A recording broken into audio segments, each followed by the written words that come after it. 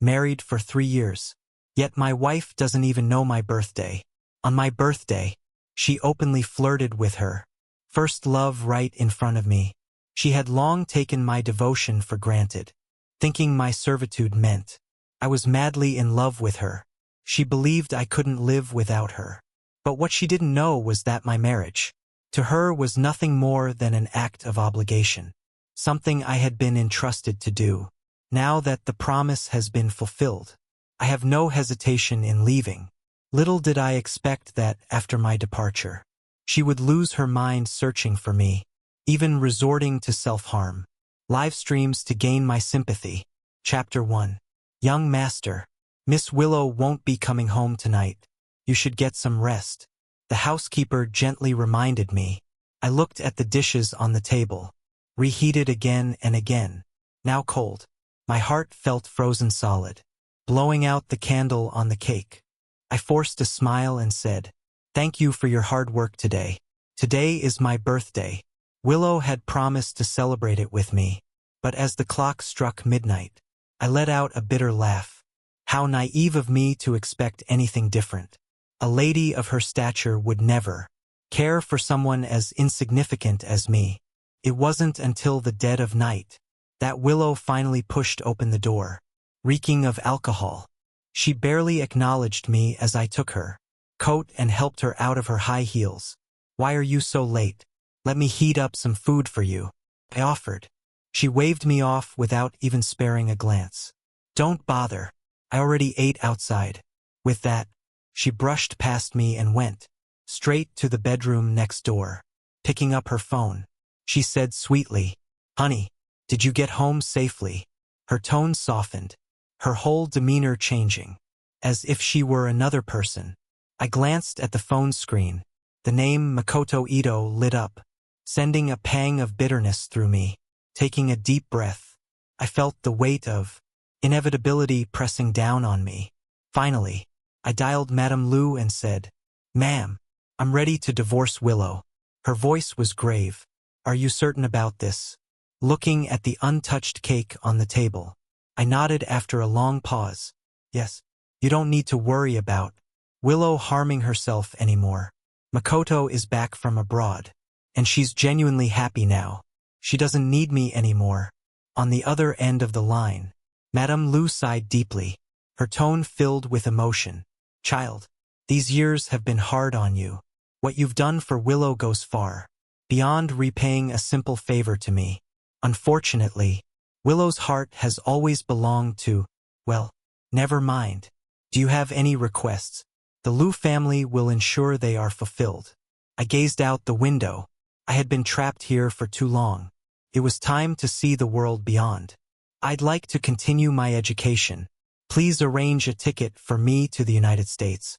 After hanging up the phone, I closed my eyes, lost in memories. My mother used to work as a maid for the Lu family. One day, she collapsed from an illness and nearly died. It was Madame Lu who sent her to the family hospital, sparing no expense to save her life. At the time, I had just received an offer from a prestigious university abroad. But I returned home specifically to thank Madame Lu. She was troubled by her daughter's plight and lit up when she saw me, my profile bearing a striking resemblance to Makoto Ito. "Good child, if you wish to repay me, can you help me with something?" That's how I learned about Willow's past.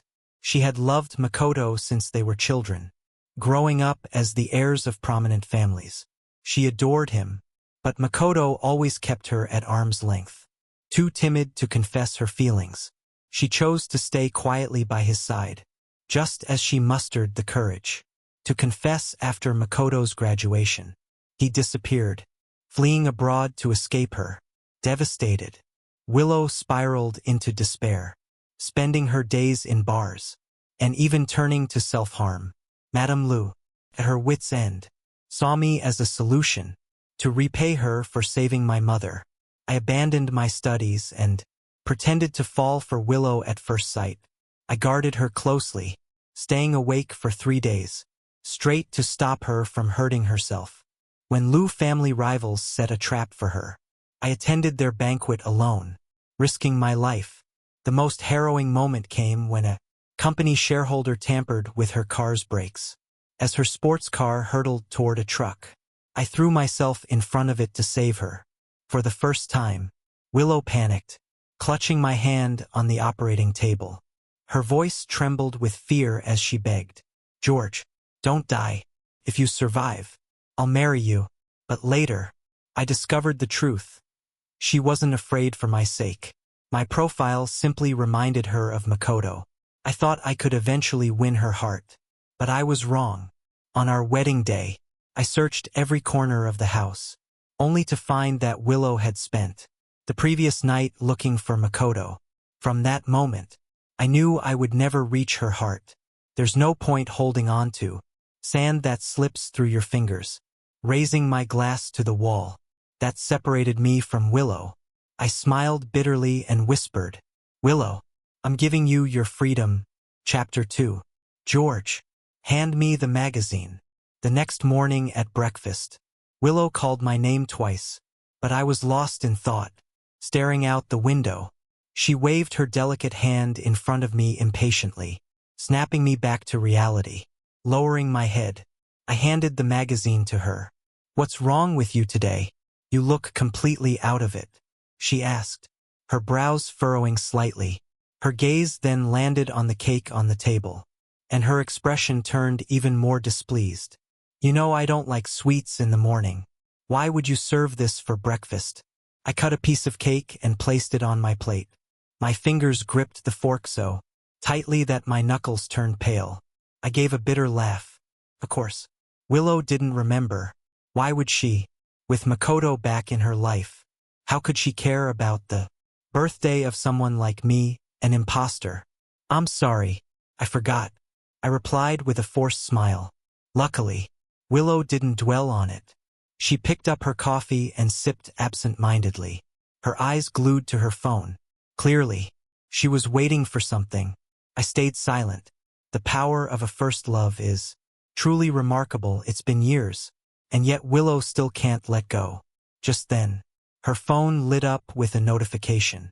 Willow quickly picked it up, and the moment her eyes landed on the message, her cold, aloof expression melted into one of tenderness.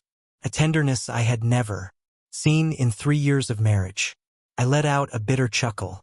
When the fake becomes real, the real feels fake. This marriage, once an act of repayment, had evolved into something else, at least for me. But it didn't matter. I had long anticipated this ending. Taking a deep breath, I said to Willow, "Willow, the divorce cooling-off period ends in a week. I've already submitted the paperwork." Willow was engrossed in her conversation with Makoto and barely registered my words. She responded casually, even though I had prepared myself. Her indifference still left me feeling a mix of emotions.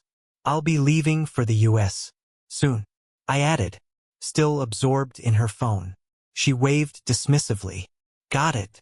She put down her coffee and rushed out the door, eager to meet someone. It wasn't hard to guess who. Watching her retreating figure, I couldn't help but call out, "Willow, did you hear what I just said? Do you really not care at all?" Turning back, she looked puzzled. "Care about what? You're going to the US. For some exchange program, right? You mentioned it before." And with that, she hurried away. I laughed bitterly. She didn't care. She hadn't even listened. It was true that I had mentioned studying abroad months ago, but that was in passing, and it hardly mattered now. There was no point in correcting her. None of this was important anymore. Willow had her long-lost first love back, and it was time for me to leave. Drafting my resignation letter, I headed to the Design Institute. "Dean, I'd like to resign and continue my studies abroad," I said. The dean's face lit up with surprise. "I always knew you had potential. I told you to study abroad ages ago. What's changed? Finally ready to let go of your precious wife?" He teased. Everyone in Cloud City knew how much I doted on my wife, but I could only offer a bitter smile. Looking out the window at the familiar scenery, I thought, the flowers bloom year after year. Yet people change with the seasons. Cloud City remained the same, but the person standing by Willow's side was no longer me. I said quietly, "We've divorced." Divorced. The dean's eyes widened in surprise. After a long pause, he sighed knowingly. Well, love should be mutual. When one side gives too much, it's bound to wear thin. Perhaps it's for the best. I forced a small smile. Yes, after 3 years. I'm tired too. Chapter 3. After resigning, I returned home to start packing. Only then did I realize how little I truly owned. Though I had earned a decent salary at the Design Institute, most of my money had gone toward buying gifts for Willow. She had accepted them coldly, not even bothering to open the packages. Now, they were covered in a thick layer of dust. Taking a deep breath, I stood there, unsure of how to deal with these gifts. Suddenly, my phone rang. The screen displayed a name, Maria. Maria, Makoto's younger sister. I hesitated before answering. The moment the call connected, her coquettish and arrogant voice rang out. Willow, now that my brother's back, isn't it time you kicked that useless old man out of your house? He's such an eyesore. Another voice, deep and magnetic, interrupted her. Don't say that, Maria. Mr. Wong is still Willow's lawful husband. I didn't need to guess, it was the legendary first love. Makoto Ito himself. Maria scoffed. I'm not wrong, brother. Willow's heart has always been yours, even while you were abroad. Don't forget, before her wedding, she flew overseas to see you. If you had agreed back then, George wouldn't have even been part of the picture. Feigning surprise, Maria exclaimed, "Oh no, did I accidentally call George instead?" "Oh, Mr. Wong, you're not mad, are you?" It was clear that Maria had called me on purpose. In the past, I might have been furious, but now, with the divorce finalized, I couldn't care less. I stared at the phone in silence. Maria, emboldened by my lack of response, continued mockingly, "Why would you be mad? You're just a live-in son-in-law mooching off the Liu family. Oh, by the way, Willow's going on a business trip with my brother for a few days. Don't forget to pack her bags." A man and a woman, alone on a trip, and I was expected to pack her luggage. My brows furrowed, but I remained silent. On the other end, I heard the sound of a door opening, followed by Willow's voice. "Makoto, who are you talking to?" she asked. "It's George," Makoto replied. I was going to let him know about our trip, but on second thought, maybe I shouldn't. You're still married, and he might not be comfortable with us traveling alone. Willow quickly reassured him. "Don't worry, he's always been understanding." Then she took the phone from him and said sternly, "George, it's just a work trip with Makoto. You're not upset, are you?" I remained silent for a moment before replying indifferently, "Of course not. Go ahead." I hung up without waiting for her response. After playing the role of a fool for so many years, I refused to do it any longer. I turned back to the gifts coated in dust, plush toys I'd bought with my first paycheck, designer heels I'd saved for 6 months to buy, and handwritten letters I had written for each of Willow's birthdays. One by one, memories surfaced, as vivid as if they had happened yesterday. But now, none of it mattered anymore. I powered on the shredder and began feeding the gifts into it. As the machine roared to life, felt as though I was shredding the remnants of my old life and preparing to start anew. Chapter 4. Sitting on the carpet, watching the last gift be shredded, I felt a strange sense of relief. 3 years. Finally, I could live for myself. As the final item disappeared into the shredder, the sound of footsteps echoed through the house. Willow entered with 2 others. A young woman in an expensive designer dress strode in first. It was Maria. Her eyes swept over my disheveled appearance with disdain. Pathetic. Before she could continue her tirade, a clear, magnetic voice interrupted. "Maria, don't be rude to Mr. Wong." A man in a crisp white suit stepped into the room. This was my first time seeing Makoto. His features were sharp yet gentle. Every line of his face seemingly carved to perfection. He radiated an effortless charm, standing in the sunlight, like a deity descended to earth. At that moment, I understood why Madame Lu had been so eager when she first met me. Makoto and I did share a striking resemblance, enough to make anyone do a double take. But the resemblance ended there. His confidence and poise were something I could never replicate. Smiling bitterly, I thought, a counterfeit will always be just that, a counterfeit. Maria rolled her eyes dramatically. Fine, brother, whatever you say. Then she turned back to me impatiently. Well, are you going to pack Willow's bags or not?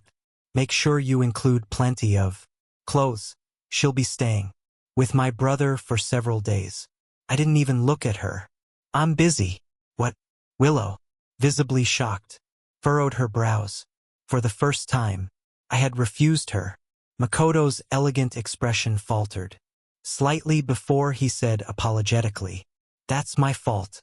I shouldn't have asked Willow to travel alone with me." Mr. Wong's feelings are completely understandable. He smiled at Willow and turned to leave. Makoto, that's not what he meant, Willow said hastily, stepping in front of him to stop him. She shot me a frosty glare. You said you didn't mind. Why are you acting out now? Taking a deep breath, I unlocked my phone and replied calmly. The dean asked me to prepare an art exhibition, scheduled for next week. I really don't have time. In truth, I had already resigned. There was no exhibition. I simply had no intention of playing their servant any longer. Willow had grown so accustomed to my care that she had dismissed all the household staff. Now, without me, she seemed at a loss. Maria's brows furrowed. What kind of art exhibit is more important than Willow's trip?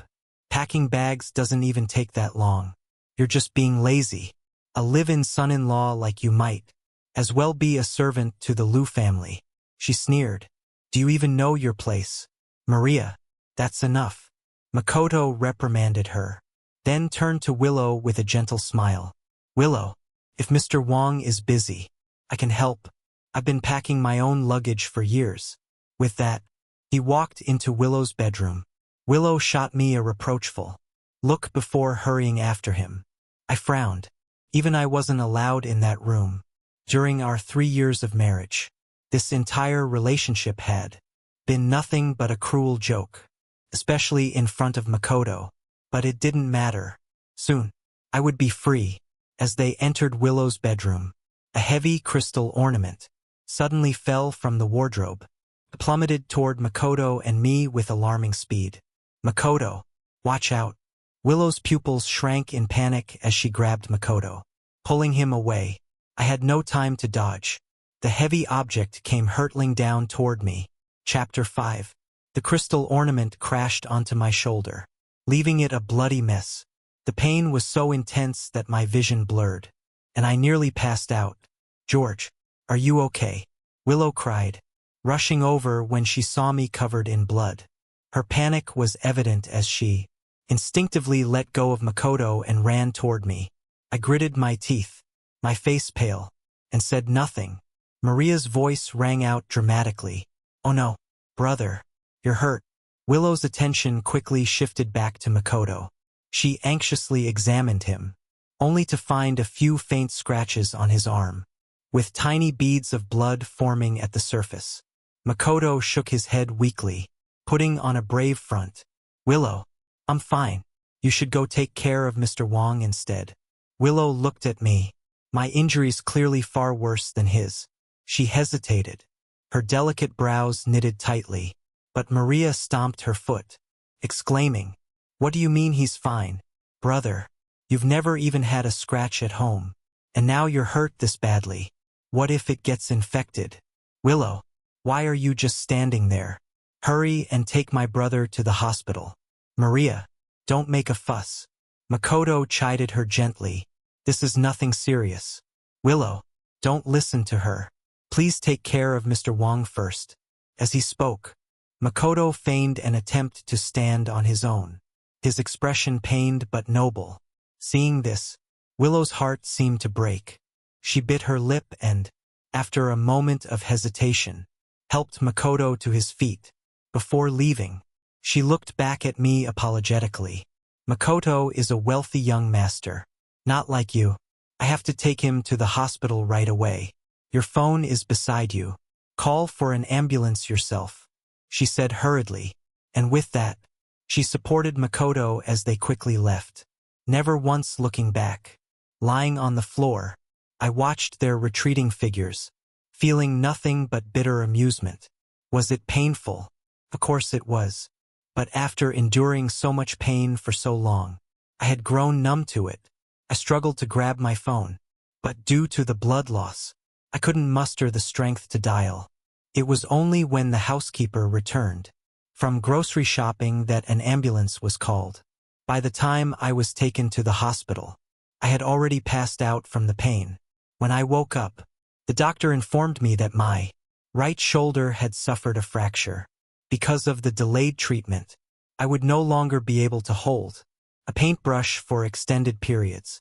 I leaned back against the hospital bed and closed my eyes. For an artist, what could be more devastating than losing the ability to create? Nearby, two nurses changing bandages whispered to each other. It's amazing how different people's lives can be. One of them said, "Look at Mr. Ito next door. He just got a scratch." And Miss Lu was frantic with worry. But this poor man, his shoulder is shattered. And there's no one here to care for him. Well, Mr. Ito is lucky, the other nurse replied, to have someone who loves him so deeply. I let out a mocking laugh at the mention of deeply. Your treasure is my poison. To Makoto, Willow's love was indeed deep and unwavering. But to me, she had been nothing but heartless. Unable to bear hearing any more, I discharged myself from the hospital that very day. I didn't return to the villa. Instead, I went to help the dean with the art exhibition. Immersing myself in the world of art allowed me to escape the pain of reality. I realized that my life was never confined to the Lu family's mansion. Without Willow, without Makoto, I could finally breathe freely. For the first time in years, I felt a sense of liberation. On the 5th day, after the exhibition was fully prepared, I finally turned on my phone. The screen was flooded with missed calls, dozens of them, all from Willow. I stared at the notifications, stunned. Willow had never once called me of her own accord in the past. What was going on? Before I could process this, another call came in. It was Willow's secretary. "Mr. Wong, where have you been? Why hasn't your phone been reachable? Do you have any idea how worried Miss Lu is? She's been searching for you like crazy." Searching for me? I froze. Willow, the same woman who had always been indifferent toward me, was now frantic over my absence. Had she really made all 99 of these missed calls herself? Chapter 6. What did you say? Willow's been looking for me these past few days, I asked, my brow furrowed slightly. On the other end, Willow's secretary sighed in exasperation. That's right. Without you around, nothing has been going right for Ms. Lu. She's been snapping at everyone. Please, come back to the office. For a moment, I was puzzled, but hearing this, I couldn't help but laugh to myself. So that's all it was. I had thought perhaps my disappearance had made Willow realize my worth. But in the end, it was simply because she was too accustomed to my care. Hanging up, I muttered to myself, if you can't handle a few days without me, what will you do for the rest of your life? I was leaving for good, and that day wasn't far off. Nevertheless, I went to Willow's office. In the CEO's office, Willow stood by the window, holding a glass of red wine. Her long, slender legs crossed elegantly, exuding sophistication and allure. Hearing footsteps behind her, she turned around. The moment she saw me, her expression relaxed briefly, but soon a hint of displeasure flickered in her eyes. You've finally decided to show up. Where have you been? She demanded. I've been helping the dean organize an art exhibition, I replied calmly. Willow frowned. An art exhibition? Since when do you know how to paint? I poured myself a glass of water, ignoring her question. It wasn't that I had suddenly learned to paint. Painting had always been my specialty. The background artwork for our wedding had been one of my creations. But Willow had never noticed or cared. And now, I no longer felt the need to explain. I just picked it up recently, I said nonchalantly. Willow rubbed her temples in frustration. I didn't mean to leave you at home like that the other day. It's just that Makoto has never been injured like that before. He's different from you. You should understand. My hands, hidden in my sleeves, tightened into fists momentarily before relaxing. Of course, I understand. He's a young master, after all, I said with a faint, detached smile. Then why were you upset? Willow pressed. Because you left without a word. Makoto refused to go on the business trip with me. Do you have any idea how much trouble you've caused the company? There was a note of blame in her voice. In the past, such words would have enraged me. But now, I couldn't care less. I shrugged. Well, I'm sorry about that. Placing the glass of water back on the table, I turned and headed for the door. George, Willow called out, rising from her chair instinctively. I paused briefly. Is there something else? She hesitated for a moment before saying, You always used to clean my office before leaving. Without turning back, I raised my arm in its sling and replied, You seem to have forgotten. 5 days ago, I got injured just like Makoto. I can't clean your office anymore. Only then did Willow seem to recall my bloodied shoulder from that day. My injuries had been far worse than Makoto's. But at the time, her eyes had only been for him.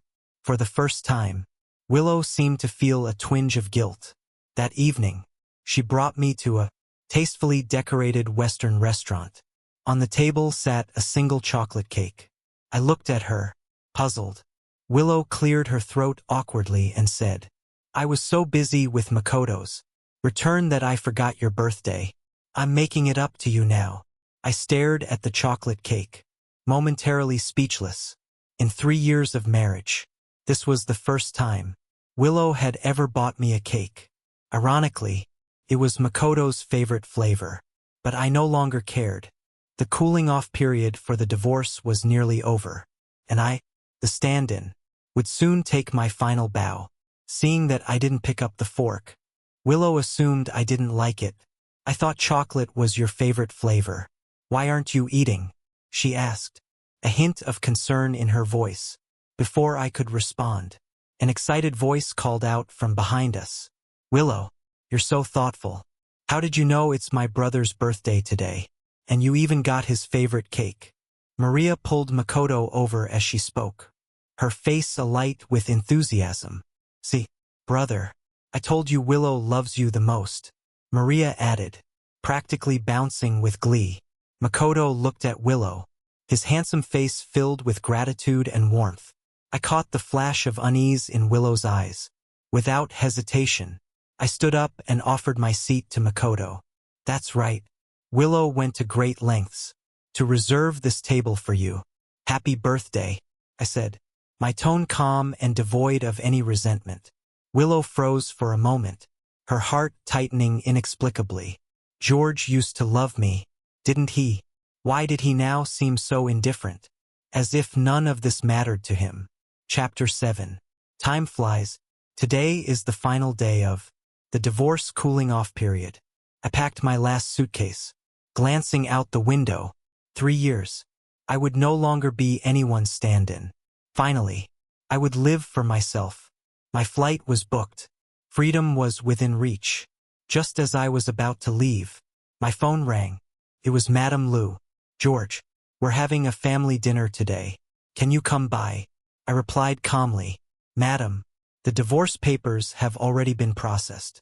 It's not appropriate for me to attend a Lu family gathering. Madame Lu softened her tone. Willow's been feeling guilty about how she's treated you lately. She's prepared a surprise for you. Consider it a chance to give the two of you one last opportunity. Please don't refuse. No matter how much pain I had endured, I couldn't deny that Madame and Mr. Liu had treated me kindly over the past 3 years. A farewell dinner seemed like a reasonable courtesy. As for Willow's supposed apology or surprise, I didn't care at all, so I agreed. The Liu family estate was tucked away in a quiet corner of the bustling city outskirts. The guests' Liu family relatives were dressed in tailored designer outfits, glasses of fine wine in hand as they mingled and chatted. In my simple white shirt, I stood out like a sore thumb, but I was long accustomed to being overlooked. My eyes drifted to the center of the crowd, where Makoto stood like a star surrounded by planets.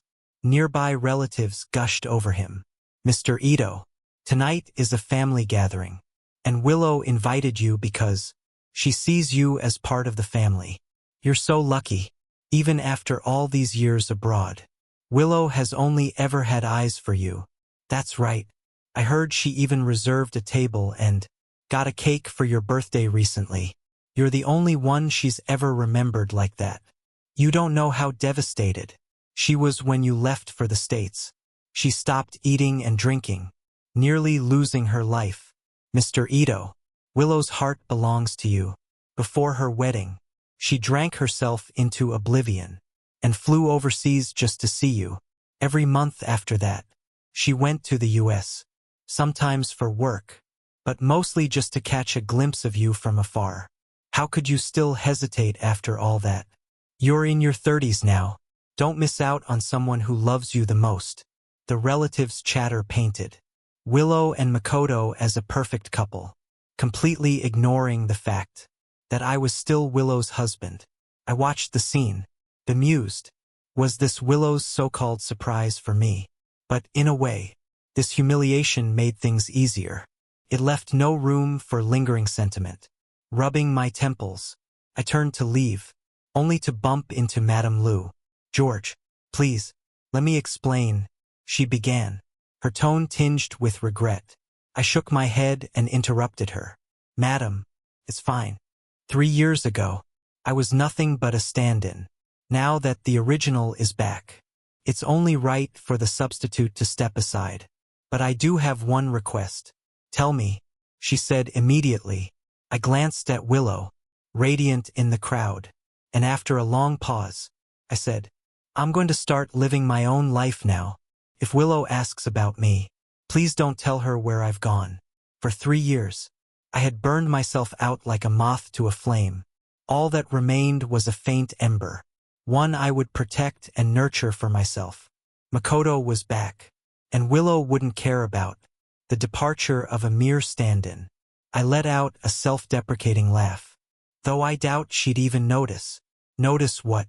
I turned to see Willow, approaching in an elegant designer gown, her every step poised and graceful. She looked like a princess from a fairy tale. Nothing, I replied. Willow frowned slightly, sensing I was hiding something, but she quickly recovered, her confidence returning. You've started painting, haven't you? I invited a renowned artist to introduce you to. You should be grateful, she said, clearly expecting me to be touched by the gesture. Instead, I raised my injured right hand. My hand is injured. You should introduce the artist to Makoto instead, I said evenly. She looked puzzled. He doesn't paint. Why would I introduce him to an artist? Her confusion was almost amusing. Didn't the answer seem obvious? If Makoto wanted something, Willow would choose him over me without hesitation. I had simply made the choice for her this time. Trying to calm her, I said, my injury makes painting difficult. And Mr. Ito is also an artist. It's a better fit. Go ahead. Willow stared at me, my serene expression devoid of jealousy or resentment. It unnerved her, but she had no time to dwell on it and walked over to Makoto, introducing him to the artist. The surrounding relatives erupted into cheers. Look at them, they're such a perfect match. I knew it. Willow went to all this trouble to invite the artist just for Mr. Ito. Mr. Ito, you should marry Willow. Her love for you is undeniable. Makoto's face flushed slightly at their words, though he didn't refute them. Willow, frowning, opened her mouth as if to explain but ultimately said nothing. I watched in silence, pulling out my phone. There were 5 hours until my flight. Soon, I would be free. Chapter 8. I glanced at the seemingly perfect pair in the crowd and rubbed my neck. The plane was set to take off soon. It was time for me to leave the stage. Makoto suddenly walked toward me, excitement in his eyes as he pointed at my chest. Mr. Wong, I heard from the artist you met earlier that your brooch won a gold medal at a global design competition. Could I borrow it to take a closer look? Borrow the brooch? I frowned slightly.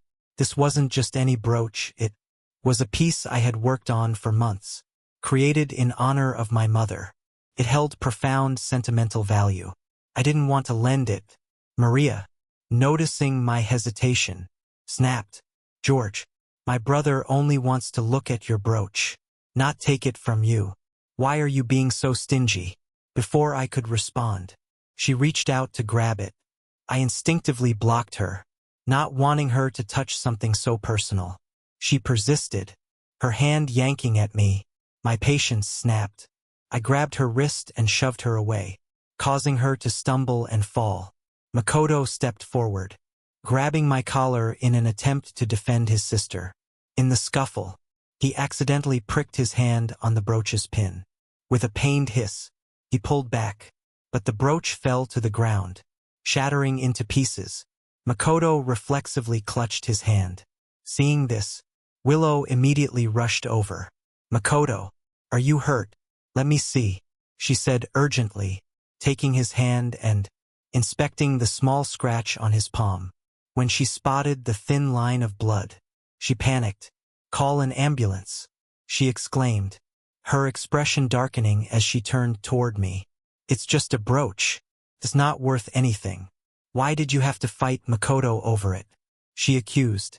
Her words hit a nerve, and without thinking, I barked.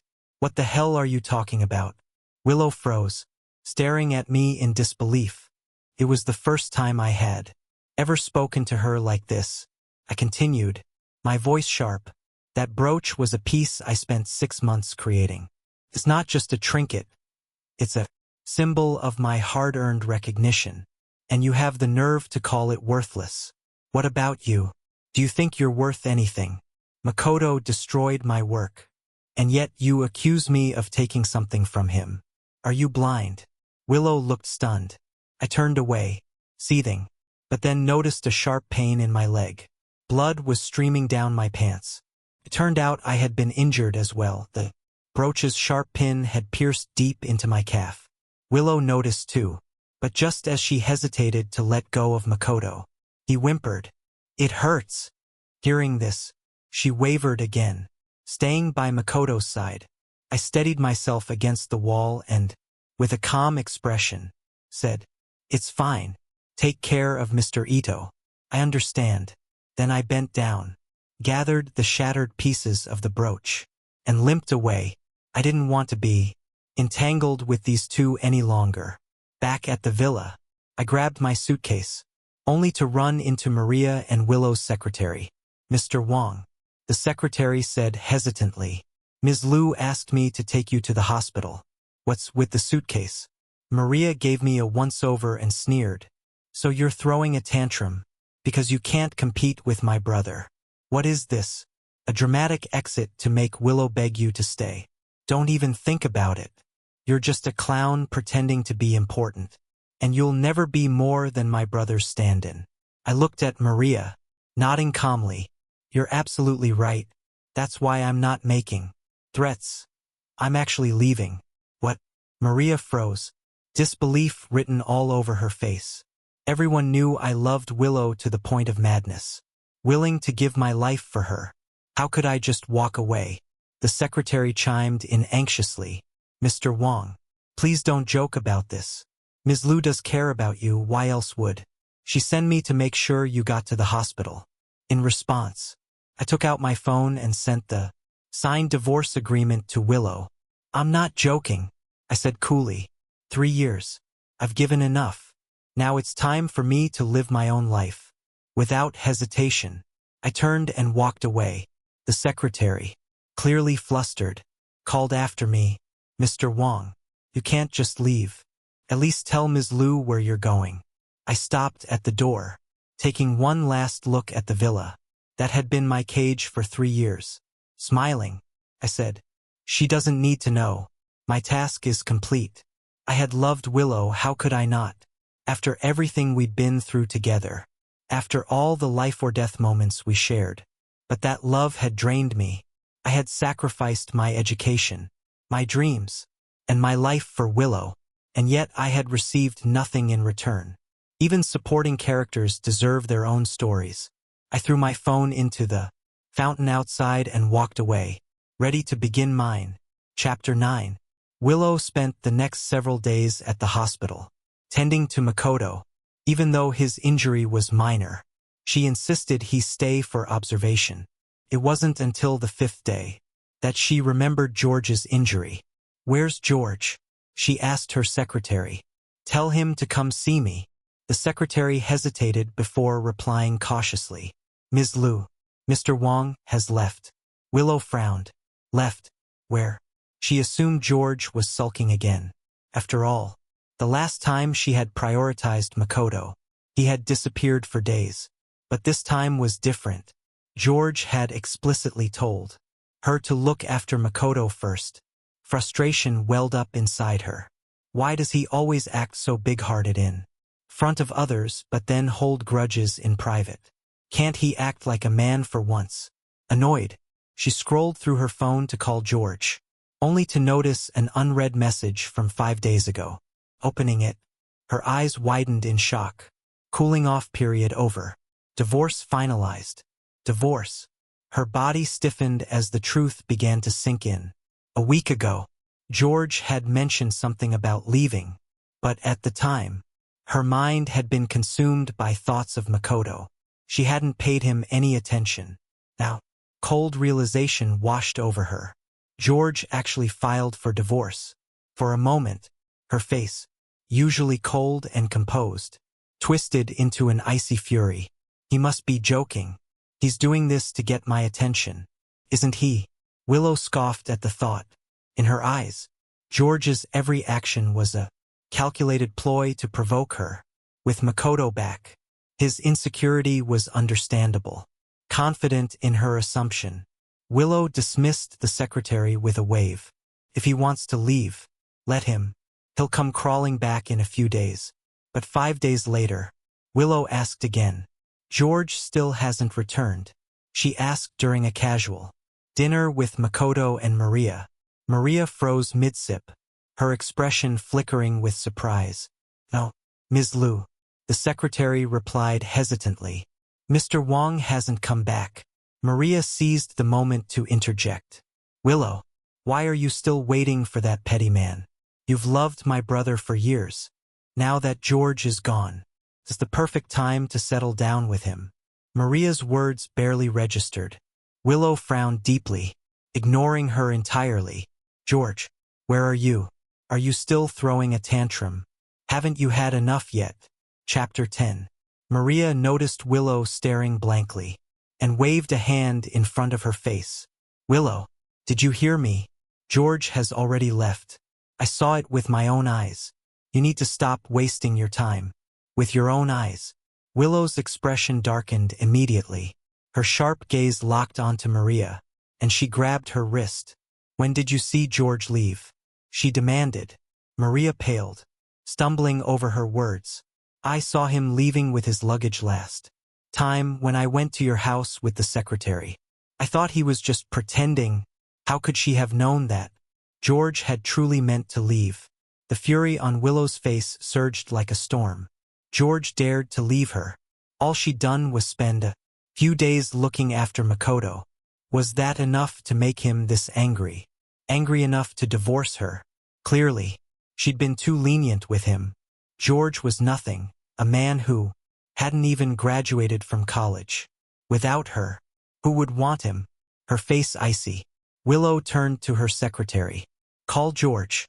Tell him to come back immediately, and I'll forgive him." The secretary looked conflicted. "Ms. Liu, I saw Mr. Wong throw his phone into the fountain that day. Willow refused to believe it. She pulled out her own phone and tried to call George, only to realize she had never saved his number. Instead, she dialed the number that had sent her the divorce agreement, but every attempt was met with the same response: "The number you have dialed has been deactivated." Willow shot to her feet and stormed out, her heels clicking sharply against the floor. Her eyes blazed with anger. George had abandoned her. She would find him. She had to see where he thought he could run. Maria, stunned by Willow's fury, didn't dare stop her. Even Makoto set down his spoon, watching Willow's retreating figure with a complicated expression. In the past, Willow would drop everything to run to him, but this time, all she left him with was her cold silhouette. Willow drove through the city at breakneck speed, her emotions a chaotic swirl of frustration and confusion. She wanted to find George but realized she didn't know where to start. She didn't know his favorite places, whether he had family in the city, or where he might go now. Finally, she pulled up outside the Design Institute. In 3 years of marriage, this was all she knew about George, that he worked here. It was her last clue, her only lead. The dean greeted her coldly, making no effort to hide his disdain. George had worked at the institute for 3 years, and this was Willow's first time visiting. It spoke volumes about their relationship or lack thereof. To the dean, George was like family, and he wasn't about to show Willow any kindness. But Willow had no time to worry about his attitude. "Dean, do you know where George is?" she asked, her voice urgent. She had always thought of George as a dispensable part of her life. But in the few days since his departure, everything felt wrong. She missed his cooking, his quiet presence, the way he took care of everything without her asking. And now he was gone. She thought he was simply sulking. But this wasn't a cold war. George had truly disappeared. His phone number was disconnected. His belongings were gone, and he clearly intended to leave her for good. She couldn't understand. George had loved her deeply. Why would he do this? Had these 3 years of devotion all been a lie? The dean's reply was scathing. "Ms. Liu, don't you think that's a ridiculous question? You're his wife. You don't know where he is. And yet you're asking me, a stranger." Willow's throat tightened, and she had no response. She didn't want to admit how little attention she had paid to George. Leaving the institute in a daze, she realized her last hope was her mother. George had always been close to Madame Liu. If anyone knew where he was, it would be her. Willow immediately called her mother. The moment she asked about George, Madame Liu sounded surprised. "Why are you looking for George? The cooling off period for your divorce has already passed." "What?" Willow's brows furrowed. Her mother knew the cooling off period had ended. How was it that everyone seemed to know about the divorce except her? The realization hit her like a blow. She was the only one in this entire situation who hadn't known she was already divorced. Chapter 11. Madame Liu noticed the confusion in Willow's tone and found it strange. She had assumed George had already informed Willow about the divorce. But judging by Willow's reaction, it seemed she was entirely unaware of it. "Do you really know nothing about this?" Madame Liu asked. For the first time, Willow's composed and cold demeanor cracked. Her elegant face was etched with disbelief. "What should I know?" she replied, her voice trembling. She only remembered George mentioning plans to study abroad. How could she have known he was already planning to leave? But how could he bear to leave? She thought, didn't he love me with all his heart? Willow's mind swirled with questions, her gaze clouded by confusion and an arrogance born of her privileged upbringing. If George said he loved me, then that love should last forever, not a second less. Madame Liu sighed at her daughter's stubbornness and tried to comfort her. "Willow, it's over. George has left. You didn't care for him anyway, so why dwell on it? And besides, Makoto is back. Isn't that what you've always wanted?" Madame Liu had thought her daughter wouldn't even notice George's absence. After all, everyone knew Willow had only ever loved Makoto. George had merely been a placeholder, a husband in name only. Perhaps George's departure was what Willow had secretly wished for all along. But to her surprise, Willow seemed deeply shaken. Willow didn't understand herself. Wasn't Makoto supposed to be everything I wanted? She thought. Then why is George all I can think about right now? She forced her face into a calm expression, though her voice betrayed her unease. Who says this is what I wanted? Stop making assumptions about how I feel.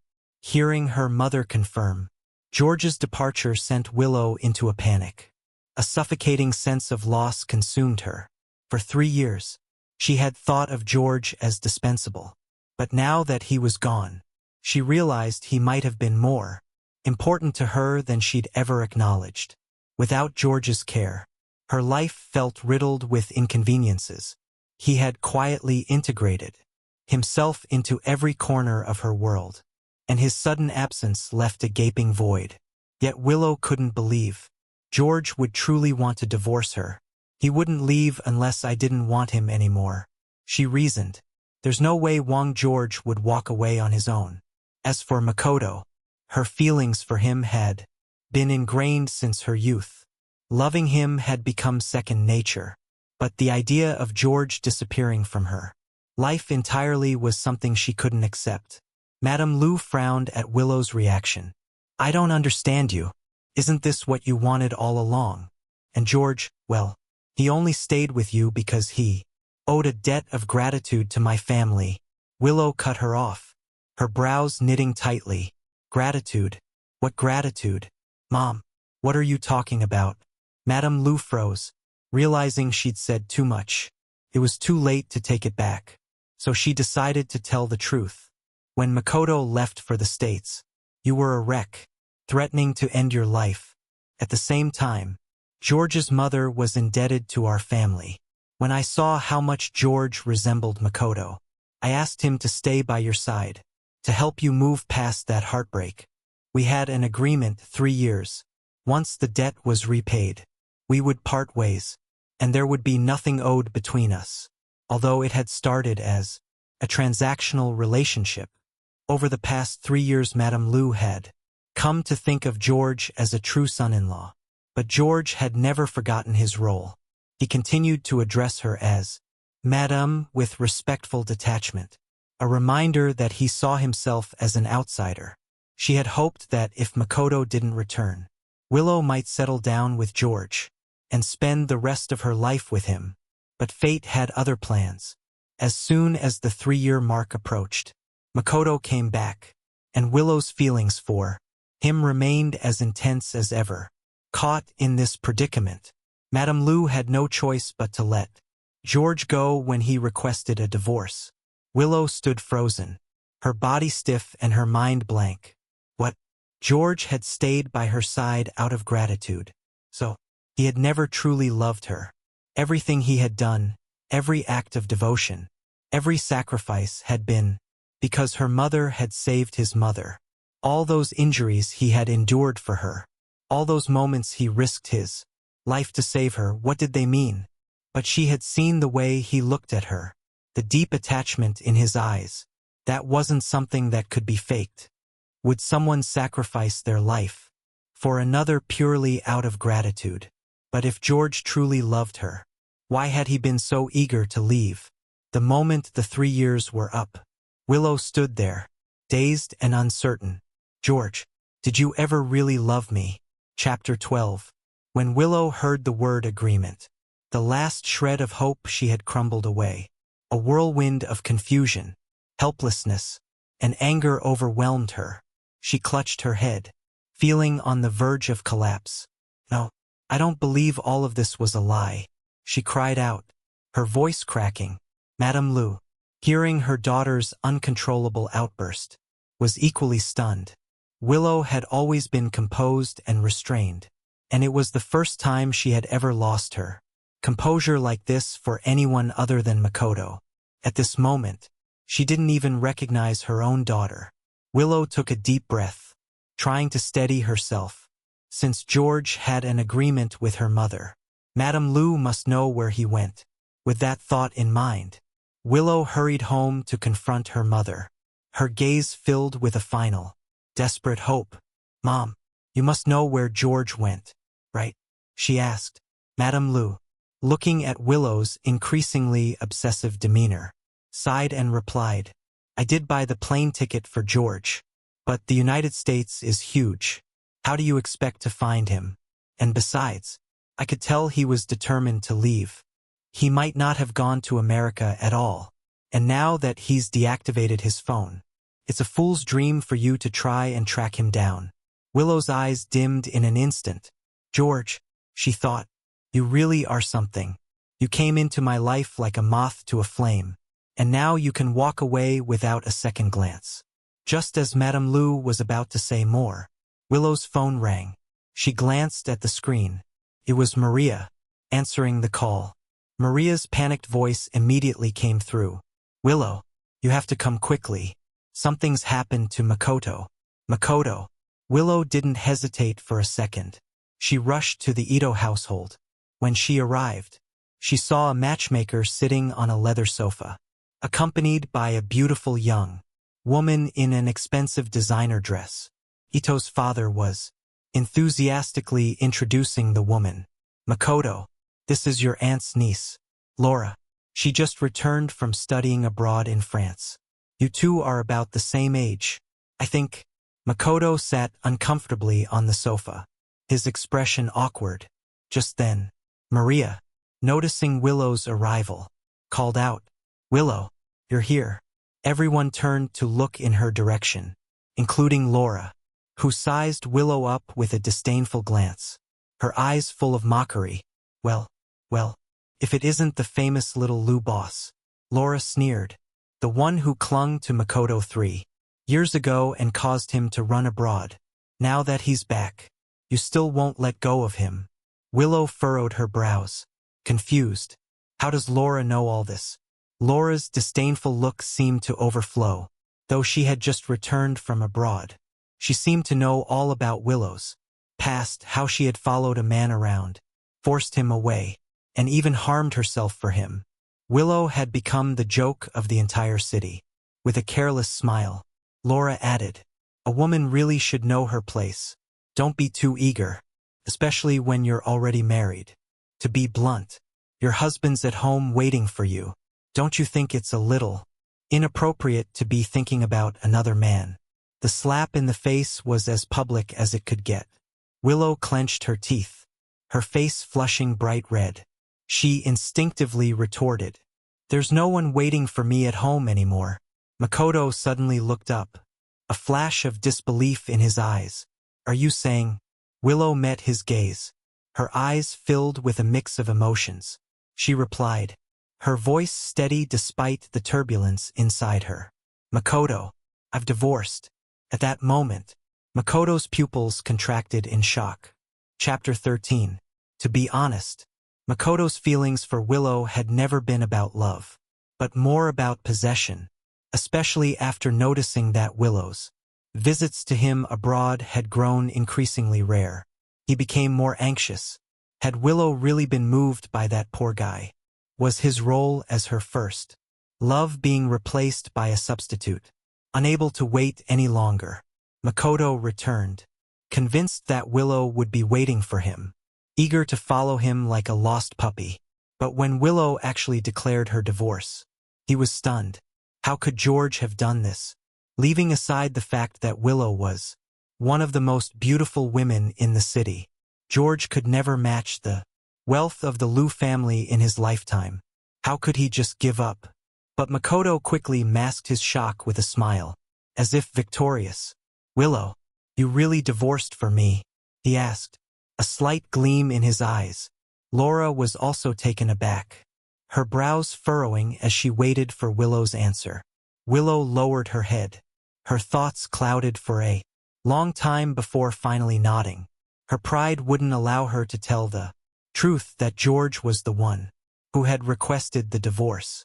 Makoto's lips curled into a smug grin, but he quickly hid the triumph in his eyes and extended his hand toward Willow.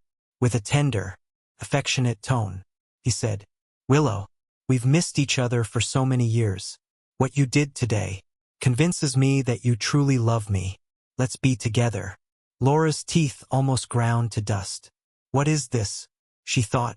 These two are making a fool of themselves. If they're so in love, why bring me into this mess at all? Willow stood there, dumbfounded. In the past, her greatest wish had been for Makoto to love her. But now that this wish had been granted, she found no joy in it, because all she could think about was one person, George. Where was George now? Could 3 years of love be so easily discarded in his eyes? Maria, noticing Willow's stunned silence, quickly urged, "Willow, what are you waiting for? Hurry up and accept my brother. You've waited for him all these years. Isn't this the moment you've been waiting for?"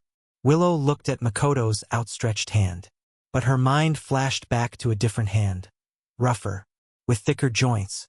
George had told her once that he'd started drawing in elementary school and would always use cold water to clean his brushes in the winter, so his hands were a bit rough. He hated drawing in winter, but that one winter, he'd spent hours painting a portrait for her, but she had never cared for it. She didn't even know where the portrait had ended up. Now she realized that George hadn't just started learning to draw recently. He had been doing it for a long time. When he saw her carelessly toss aside the carefully prepared gift, it must have hurt him deeply. But when she thought about it, George had suffered much more over these 3 years. His eyes had always followed her, but hers had never lingered on him. Every moment, every gesture of care from him had been met with her indifference, and his shattered heart had been pieced back together, only for her to break it again. When George left, he must have been so disappointed. Now, as she stood there, Willow's eyes stung, and her heart clenched. "I think I may have missed out on someone truly special." Maria, seeing Willow's reddened eyes, winked at Makoto and said, "Look, Willow's about to cry. As a man, shouldn't you be the one to take the first step?" Makoto smiled, clearly thinking he had won her over. It was as expected. Willow wouldn't refuse him. But just as he was about to take her hand, something surprising happened.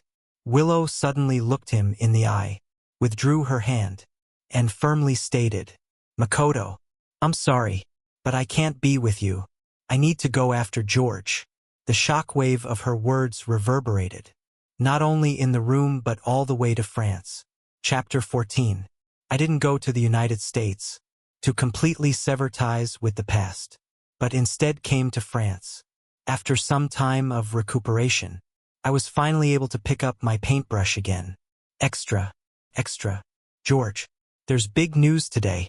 My friend handed me a newspaper with a headline about Willow rejecting Makoto's proposal. Looking at those familiar names, I felt as though a lifetime had passed. But soon enough, I shook my head and continued painting. Elizabeth, puzzled, asked, "Aren't you surprised? Aren't you curious?" I smiled and shook my head. Why be surprised or curious about people who no longer matter? Since coming abroad, I had decided to completely sever ties with the past and say goodbye to the disputes of before. Elizabeth looked at me in disbelief, her jaw almost dropping. She thought, wasn't George deeply in love with his wife? Had he really moved on? But soon, she nodded, agreeing with me. "It's good that you've forgotten them. Those two scoundrels don't deserve any attachment." Elizabeth could be quite blunt. She continued, "You sacrificed so much for Willow, and she didn't even care. Now, she's just a joke. We don't need to go back to that fire pit." She also found it quite satisfying that Makoto, after trying to seduce someone else's wife, had ended up with nothing. I smiled at Elizabeth's playful manner, feeling a sense of relief in my heart. I had truly let go. The past 3 years felt like a fleeting dream, and now I had moved on. After tidying up my easel, I was about to leave when an unfamiliar number rang. I answered the phone, and Laura's voice came through the line. We had once been art school colleagues. With a hint of malicious joy, Laura said, "Senior, I have some good news for you. Your ex-wife is back. In the hospital after yet another self-harm incident." I froze, confused. What was Willow trying to do? Wasn't she obsessed with Makoto? Now that I had stepped aside, wasn't that exactly what she wanted? Why was she still self-destructing? I didn't know. After I left, Willow finally realized my worth. Without my care, she felt as if she had lost the most important part of herself. When Makoto proposed to her, she saw her own heart clearly. It wasn't love for him but a long-standing obsession. Once she understood that, she used every resource to track me down, even asking my mother where I had gone. But I didn't go to America, so Willow couldn't find me. Her search grew more frantic, sleepless, and eventually, under immense pressure, she resorted to self-harm again. The whole city was buzzing about it. I paused, the thought of it making my movements falter. We had been married for 3 years. At first, I had done it out of gratitude, but eventually, I had to admit that I had developed feelings for Willow. But no matter how deep the feelings, I couldn't bear the constant pain. The moment I left for abroad, I had decided to sever the past. I wanted to live for myself, let the past fade away with the wind. Willow's madness or her self-harm no longer had anything to do with me. The next morning, Elizabeth came early to ask me to attend an art exhibition. Today's exhibition was hosted by Anna Banana, a renowned contemporary Chinese painting master who had risen to fame in recent years. However, Anna Banana was extremely mysterious, never revealing their true identity, and no one knew if they were male or female. But rumors were that this time, Anna Banana would reveal their true face, making the exhibition a huge event, with people packed inside and outside the venue.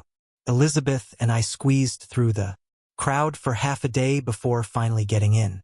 As the lights of the exhibition hall dimmed, everyone fell silent, holding their breath. The figure on stage slowly turned around, and when their face was fully revealed, the entire hall went completely still. It wasn't because of anything else, but because of the sheer beauty of the person standing there. Everyone present was an artist, so their standards for beauty were high. But this person before them met all their expectations. It was as if Venus had descended to Earth.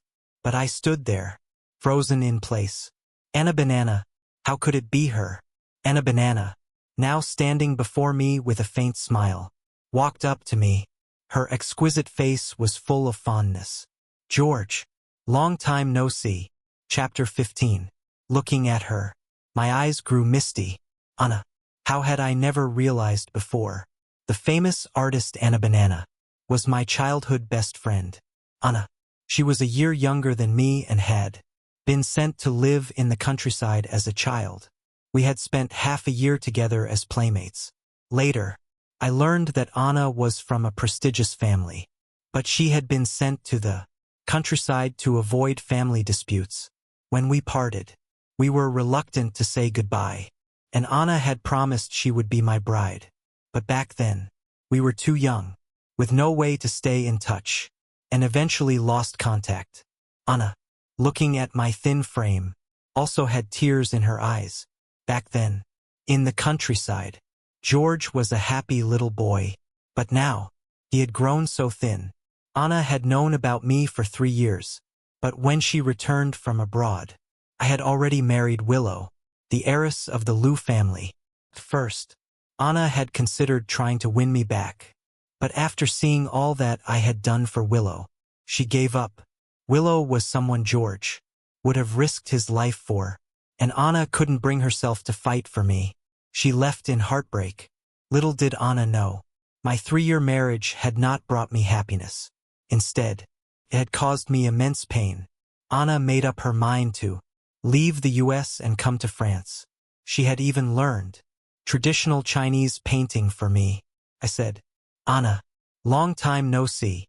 As I spoke, Anna could no longer hold back her emotions and threw herself into my arms. We were both so emotional. After the exhibition, We spent a long time talking. Anna ordered a table full of food. All my favorite dishes. When I saw them, my eyes welled up with tears. Willow had been with me for 3 years. Yet she never knew my preferences. But Anna remembered even after so many years. It really showed the difference between those who cared and those who didn't. Anna looked at me, holding my hand. Her eyes filled with sympathy. She said, "George, let's stay in France forever and never go back to the country. Is that okay?" She didn't want me to suffer anymore. I hesitated for a moment. If I could, I truly wouldn't want to deal with the people and things of the past. But my mother was still in the country, and I couldn't avoid going back. But if I went back, it meant I would inevitably face Willow again. Just thinking of her frantic face made me uneasy. I said, "I won't be going back in the short term. I need to finish my studies first." Anna frowned slightly but still smiled gently and said, "Okay, everything will be according to what George wants." The next 2 years were spent focused on my studies. And finally, my design won the first prize in International Chinese Painting, and I graduated successfully. That night, we celebrated with wine. I had finally completed what I should have done 5 years ago, making up for the regrets of the past. Looking at the moon outside the window, it was time to return home. One reason was to bring my mother back, and the other was to visit the dean. It was with the dean's support that I had the confidence to pursue my dreams. And now that I had achieved them, I knew he would be happy for me. When I returned to the Design Institute, I found that the dean had aged quite a bit. But when he heard that I had graduated successfully, he smiled broadly. He said, "I knew it. With your talent, after further study, your future would be limitless." We chatted happily. But then the dean couldn't help but ask, "Do you know about Willow's current situation? She's not doing well." Not well. I looked at the dean, frowning. Chapter 16. It had been nearly 2 years since I last heard Willow's name, and with Anna greeting everyone around her, our foreign friends and classmates made a conscious effort to avoid bringing her up. The old dean sighed. "After you left, she came to see me many times, always asking about your whereabouts. But I didn't want to drag you back into that fire. So I lied and said I didn't know where you were. A year later, she stopped coming. I later heard she had been in a rehabilitation center after a suicide attempt." I lowered my eyes and interrupted. "Dean, that's none of my concern anymore. From the moment I divorced 2 years ago, I no longer had any responsibility for her life. In those 3 years of marriage, I had already given enough." Seeing that I didn't want to discuss it further, the dean quickly changed the topic. All right, let's not talk about it. Tomorrow I'm hosting a cocktail party. It'll be attended by artists from our circle and some social elites. You should come." I thought to myself, it wouldn't hurt to make more connections with my peers. So I agreed. At the Liu family villa, Willow lay in bed, holding a portrait, staring at it absently. This was the only thing George had left behind. He had left so decisively. She remembered how cold that winter had been when George spent the whole season fixing and modifying the portrait, just to present it to her. But back then, she hadn't appreciated it. By the time she realized her true feelings, it was already too late. George had been gone for 2 years, and despite using all her connections, she couldn't find a single trace of him. It's only after losing something that one truly learns to cherish it. She had once thought that her pain was due to dependency and habit, but now she realized that it wasn't dependency. She had unknowingly fallen in love with him during their time together. She had been blinded by her own heart, believing that she loved Makoto. But in reality, Makoto was just a fleeting fancy from her youth. George was the one she truly loved. By the time she realized this, it was already too late.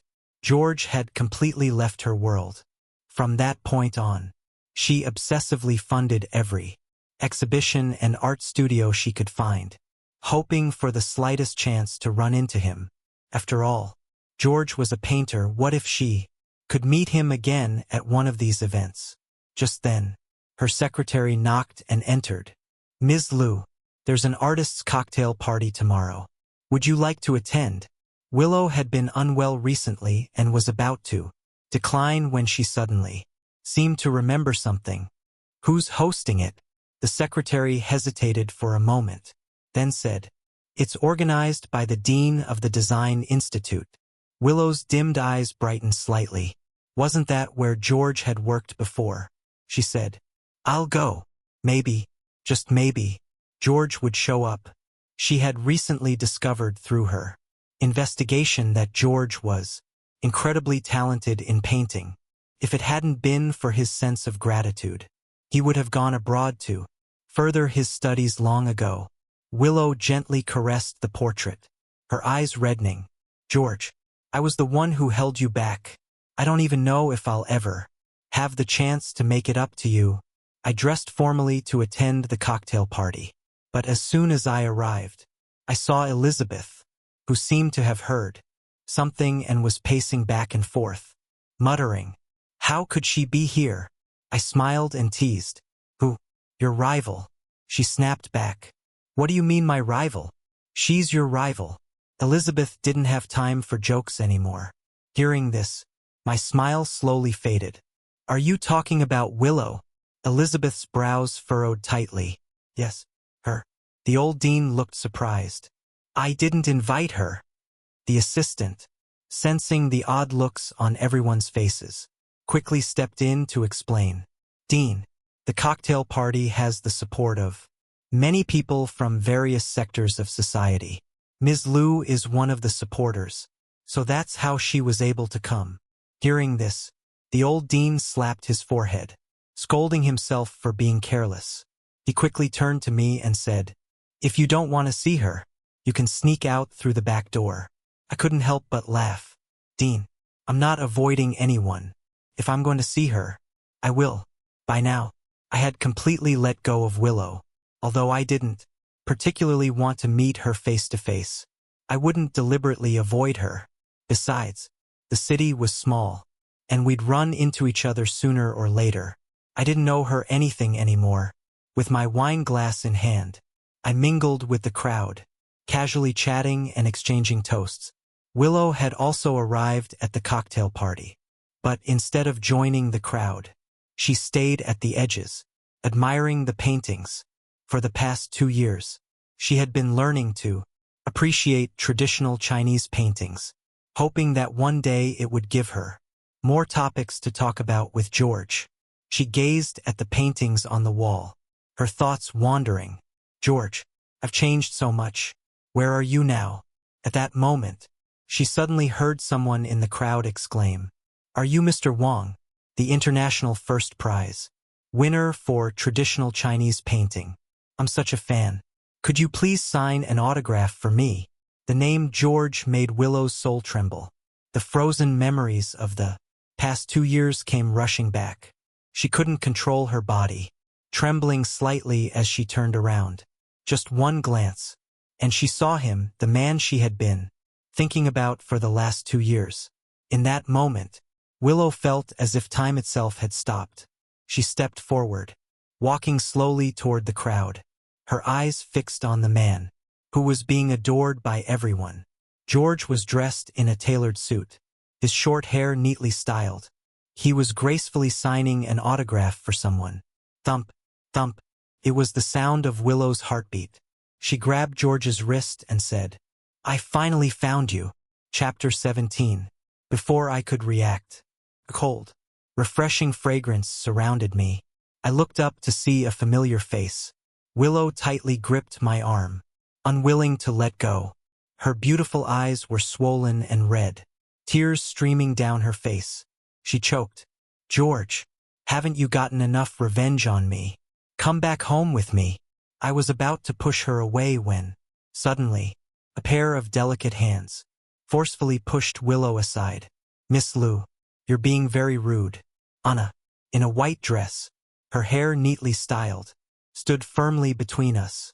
Her beauty was breathtaking, and she blocked Willow with her high heels. She glared at Willow with cold, defensive eyes. Isn't 3 years of torment enough for George? You two are already divorced, why should he go back home with you? Anna, thinking of the pain I had suffered over those 3 years, wished she could tear Willow's flawless face apart. Willow shook her head, denying it. No, that's not it. I will change. Willow stepped forward, about to grab my hand again, after I had disappeared for 2 years. She was terrified that if she blinked, I would vanish once more. Anna spoke sharply. Change. Willow, you need to understand. You no longer have a future with him. She stood her ground in front of me, her words cutting deep. Willow couldn't hear Anna's voice anymore. Her eyes were fixed on me, and when she saw the indifference in my gaze, her heart shattered. How could I look at her like this? It was as though I was staring at a stranger. Had those 3 years of marriage meant nothing to me? Willow had so many questions she wanted to ask, like where I had gone these past 2 years, what I had been doing, and why I had left without a word. But in the end, all she could ask was, why did you leave me? I had thought that seeing Willow again would stir a great emotional response in me, but I was surprised to find that I had already let go. I spoke calmly. Didn't Mrs. Liu tell you? Our marriage was nothing but a debt of gratitude from the start. Gratitude? Willow asked, furious. She stepped closer, grabbing my shoulders tightly. Do you think I'm a fool? Would you risk your life just for gratitude? I don't believe that in these 3 years. You didn't love me. I pulled away from her grip and took a deep breath. Looking her in the eyes, I said seriously, love or no love, it's all in the past now. Willow, we're divorced. There's no point in talking about it anymore. I had married into the Liu family before I had even graduated from university. Willow was the first woman I had ever gotten close to, and she was as beautiful as a flower. How could I not be moved? I had tried to be good to Willow, but every time I started to care, Willow would strike me down.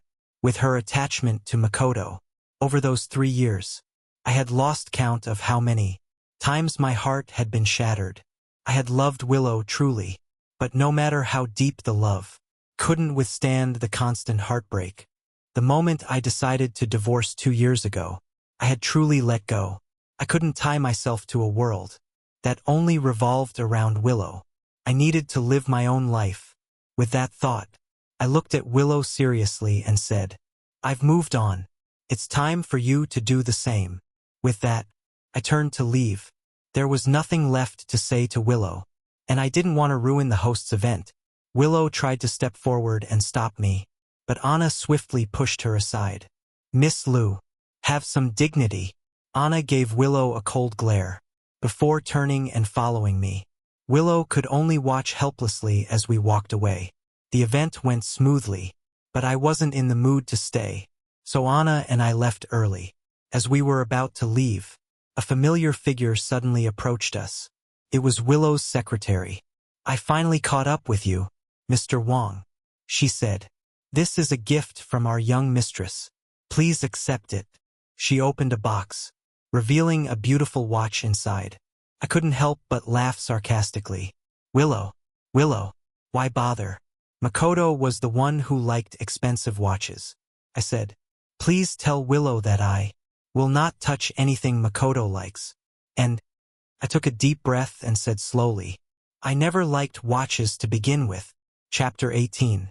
The secretary's smile froze immediately, and she stood there awkwardly, unsure of what to do. She asked, Mr. Wang, then, what should we do with the watch?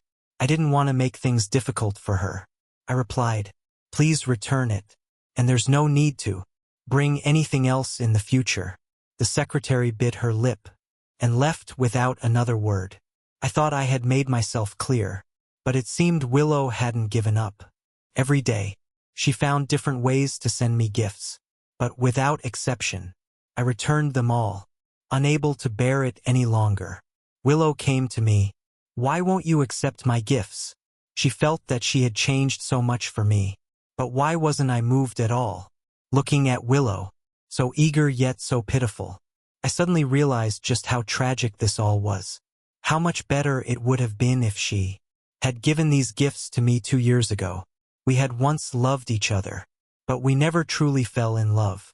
I looked at Willow and asked, "Do you still not understand?" Willow's eyes locked onto mine, and in that moment, she felt a strong urge to turn and leave, because she knew the next thing I would say would pierce her heart. I said, "It's over. No matter how many gifts you send, it won't change that. I no longer have any attachment to you." And I let out a self-deprecating laugh. "After our divorce, shouldn't you feel relieved?" Willow's heart shattered upon hearing those words. Her mouth opened, but her voice was hoarse as she muttered, "No, that's not it. I didn't want to divorce you." At that moment, she was no longer the confident woman she once was. Her eyes were filled with tears and pleading. She choked on her words. "After 3 years of marriage, I've grown used to having you by my side. But back then, I didn't understand my heart. I thought I liked Makoto, but after you left, I realized I had already fallen deeply in love with you. You're like air, you don't notice it when it's there. But how can anyone live without air? Now I realize my mistake. I've rejected Makoto. Can we start over?" I looked at Willow's tear-filled face, and for a moment, felt like I had been transported back to 2 years ago. But I no longer wanted to return to the past. Those days, where I put others first, were nothing but torture for me. I collected my emotions and looked at Willow, my gaze completely devoid of affection.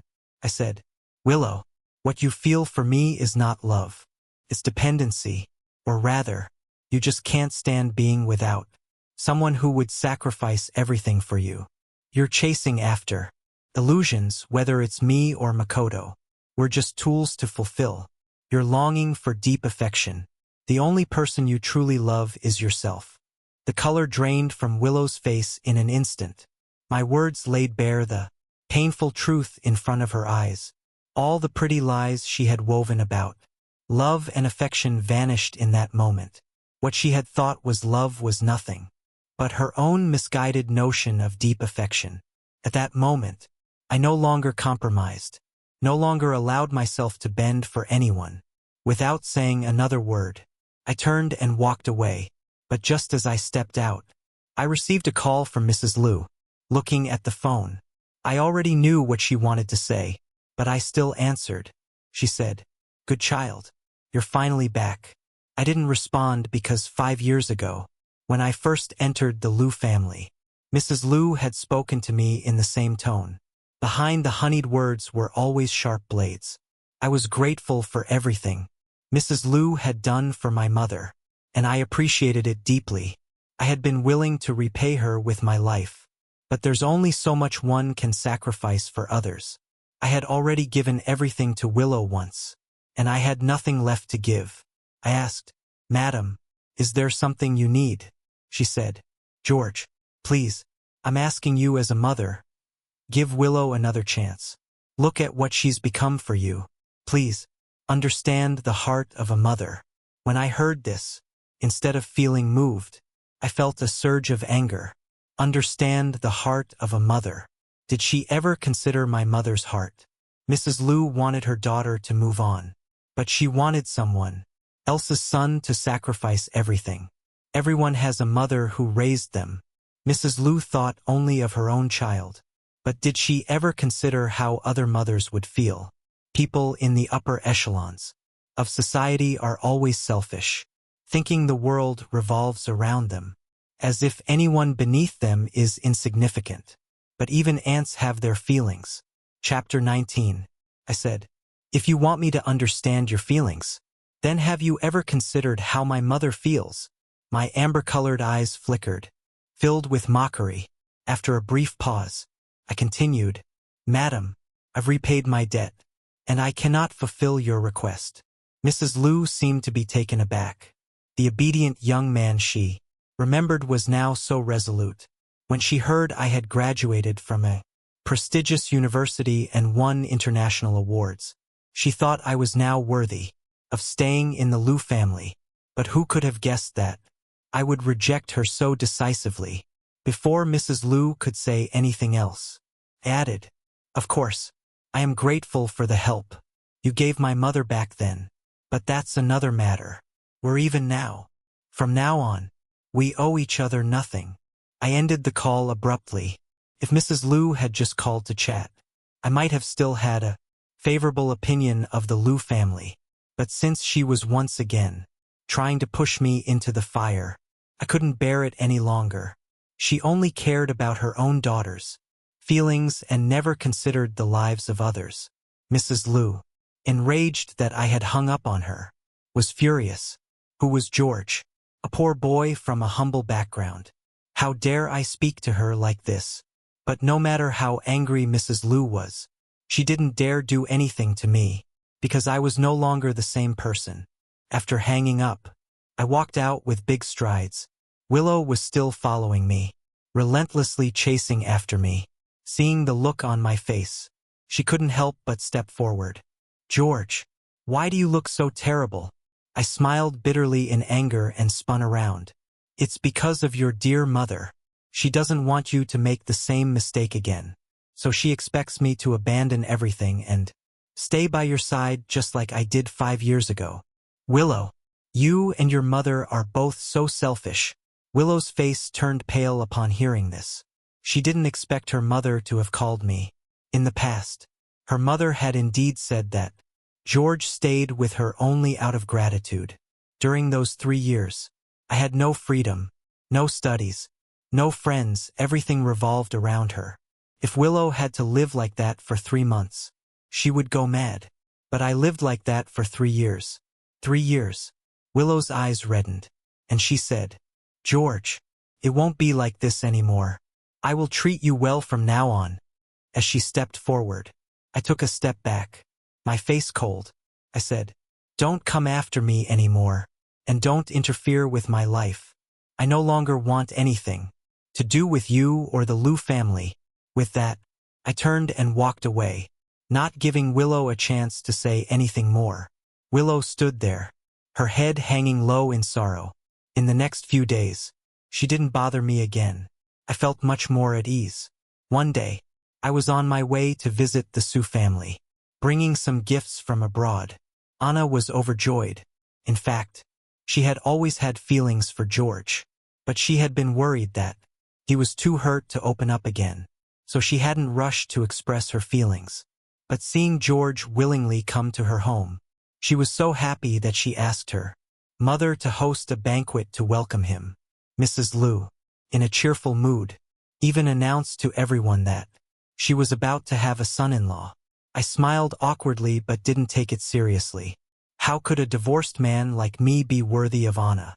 By the time I arrived, the banquet hall was already packed with prominent figures. Elizabeth was chatting with me, while Anna, though busy with the guests, kept her eyes on me, making sure no one dared to disturb me. "George, how dare you come back to the country?"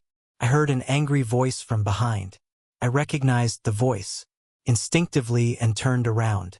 Maria was storming toward me. She said, "Do you know what my brother has been through these past 2 years? Today, I'm going to teach you a lesson." Maria's anger boiled over as soon as she saw me. It was all George's fault. After the divorce, he kept haunting them.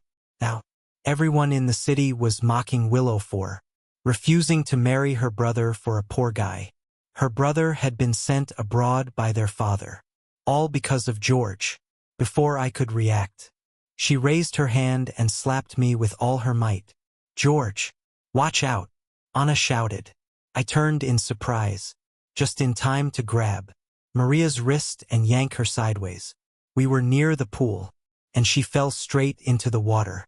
Splash. The sound of the splash echoed across the room. Someone fell in the pool.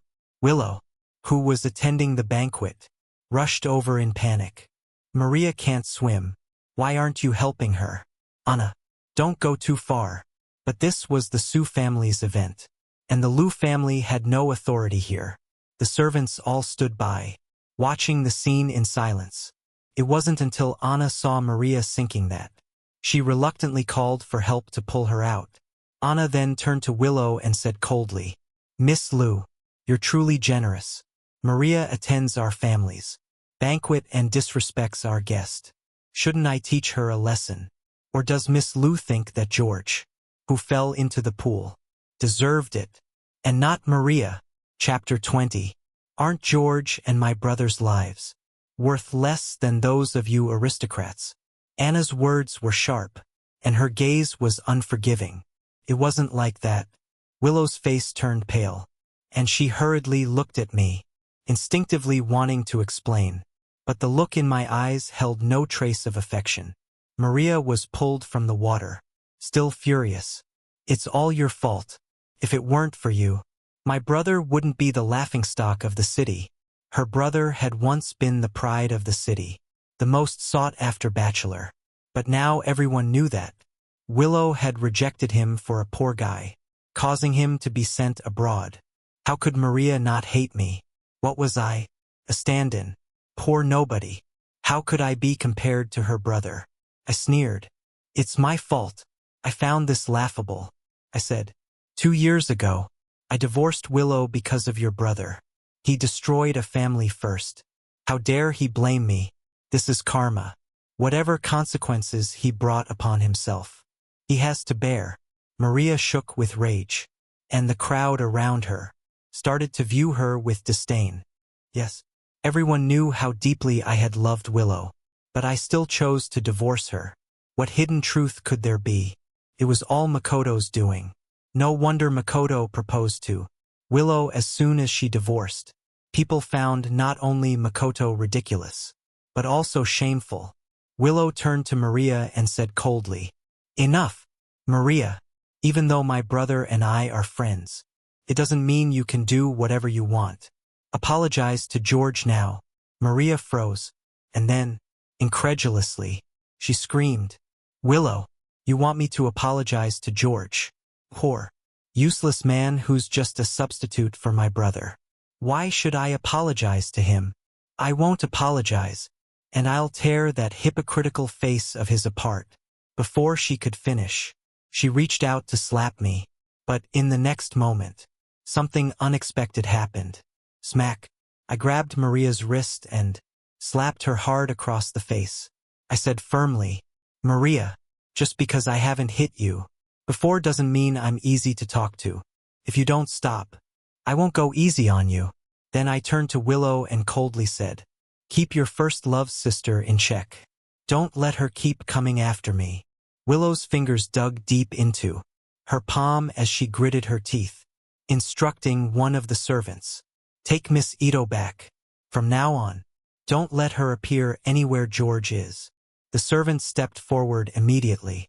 Maria, however, wasn't done. She yelled after us, "I won't let you off.